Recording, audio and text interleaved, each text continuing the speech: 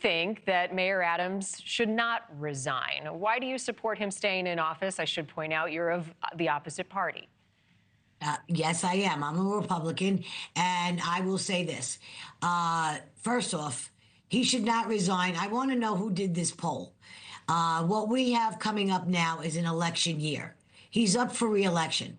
I've said it again and again. He'll be in a primary in June. Let the system play out. 56%.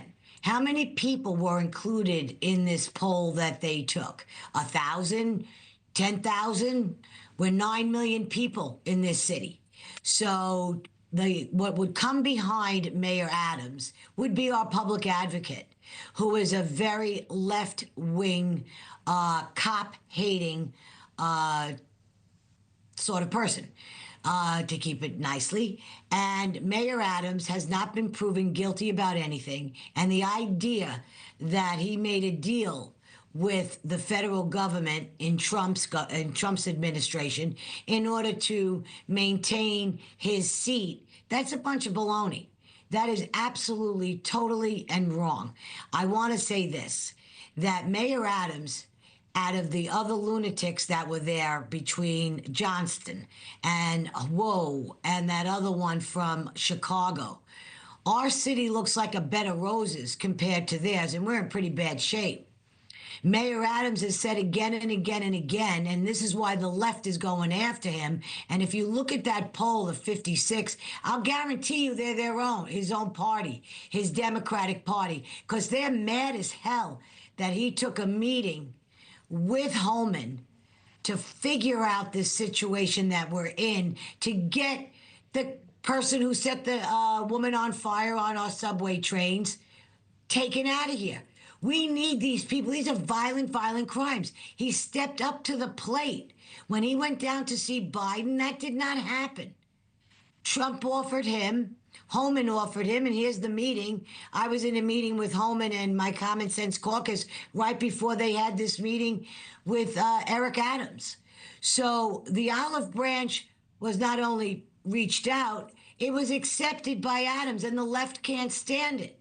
Well, we got an election coming up. Let the people decide in June who they want their Democratic guy to run for mayor. Yep. Who do they want? Well, to answer your question, it was 1,260 people in that poll, and he has denied any quid pro quo. But you have to admit that the timing of this, Vickie, is raising eyebrows. Of course, and that's human nature. And, everybody will shake their heads the way we shake our heads on so many things.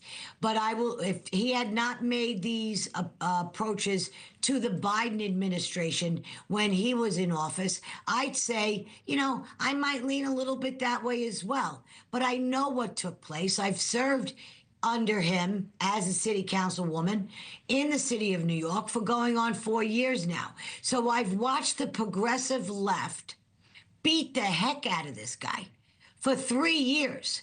Any kind of common sense that he wanted to bring to the center just to have conversation, they kiboshed. They wanted no part of any of his common sense. So this guy has been knocked around, and his veto power has been taken away. This city council has crippled this mayor.